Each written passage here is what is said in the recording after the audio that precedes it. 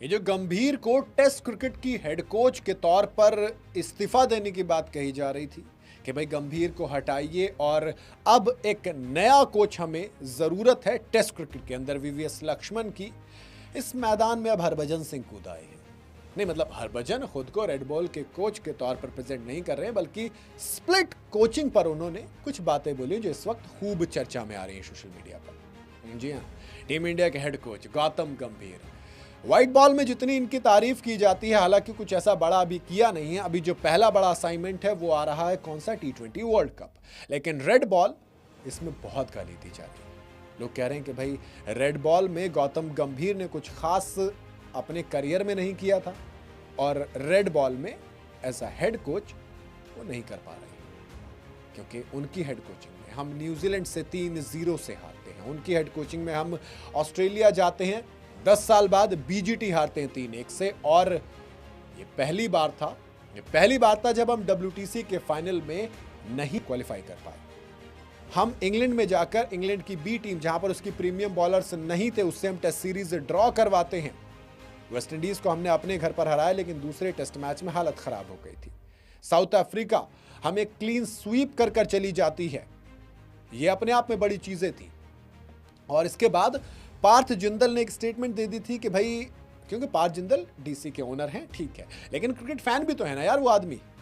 तमाम cricket fans की तरह उन्होंने कहा कि हमें अब स्प्लिट कोचिंग की जरूरत है।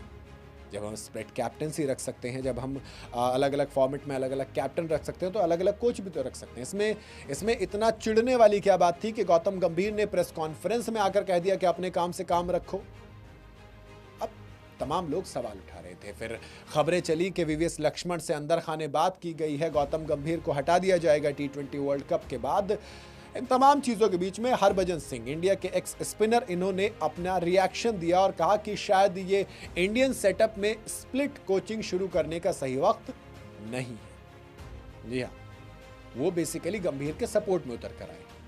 इंडिया की न्यूजीलैंड के खिलाफ व्हाइट बॉल सीरीज से पहले ANI से बातचीत में भज्जी ने कहा कि डोमेस्टिक यानी कि अपने घर पर 2 टेस्ट मैच की सीरीज हारने की जिम्मेदारी कोच की बजाय खिलाड़ियों पर होनी चाहिए।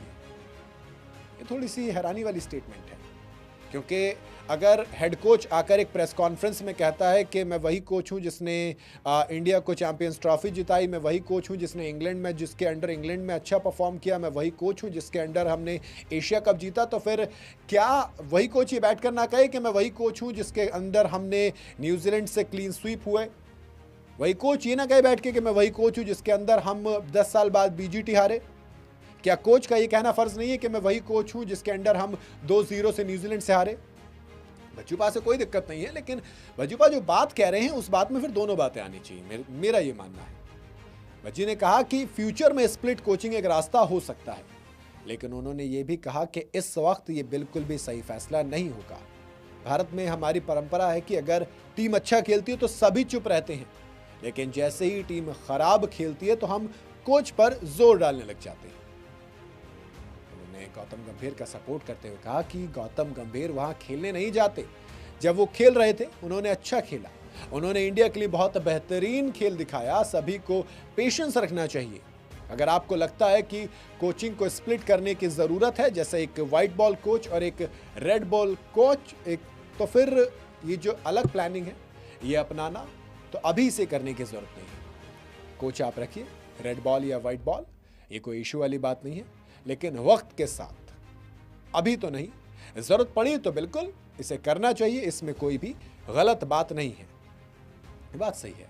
फिलहाल इंडिया को देखो, बड़ा जो टूर्नामेंट खेलना है वो T20 वर्ल्ड कप है 2026। इंडिया अपने घर में होस्ट कर रहा है, डिफेंडिंग चैंपियन है। राहुल द्रविड़ के टेम्पलेट पे खेलते हुए हम जीते, तो वो क्रेडिट की लड़ाई बाद में करेंगे, लेकिन फिलहाल इस व्हाइट बॉल की टूर्नामेंट पे हमें ध्यान देना है, जो कि एक तरीके से 7 फरवरी शुरू, तो ज़्यादा वक्त भी नहीं। उससे पहले हमारे पास सिर्फ और सिर्फ न्यूजीलैंड है तैयारी करने के लिए। यहाँ पर हमें वनडे और T20 तीनों खेलने हैं। 3 वनडे मैचेस खेलेंगे, 5 हम T20 मैचेस खेलेंगे। 11 जनवरी से सीरीज शुरू हो रही है, तो इसमें आपके पास कैप्टन, वाइस कैप्टन, तमाम चीज़ें ये देखने वाली दिलचस्प हुई, क्योंकि अब वाइस कैप्टन आपके पास शुभमन गिल नहीं है T20 फॉर्मेट के अंदर। लेट्स सी आपका क्या कहना है, क्या वाकई में इंडिया को स्प्लिट कोचिंग की तरफ जाना चाहिए?